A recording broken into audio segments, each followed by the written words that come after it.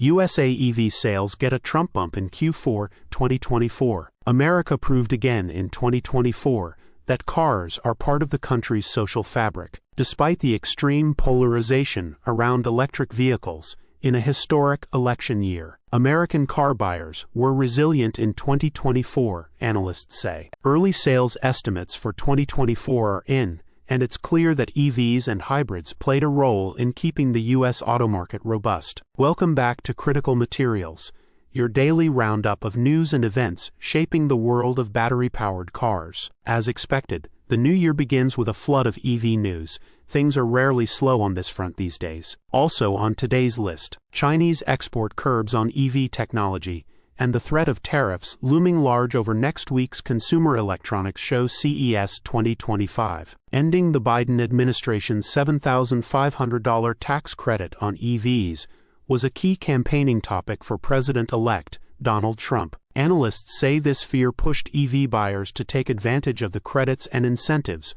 while they last in a final year-end push. According to Cox Automotive's preliminary estimates, cited by Bloomberg, U.S. EV sales increased 12% in the final quarter of 2024, pushing the annual total to 1.3 million units. Total auto sales are estimated to have increased to 15.9 million units, up from 15.5 million. EVs accounted for about 8% of that, marginally more from the previous year, when EVs accounted for 7.6% of all auto sales. If true, this will be a 5-year high for the overall auto market as carmakers recover to pre-pandemic levels of deliveries. To be clear, these are estimates. The final numbers are expected to be out soon, but it's not hard to believe the sense of urgency among buyers eyeing electrified models. Trump has not only threatened to repeal the consumer incentives for EVs, which would make them substantially more expensive overnight, but has also threatened tariffs on vehicles manufactured in Mexico and Canada. As a result,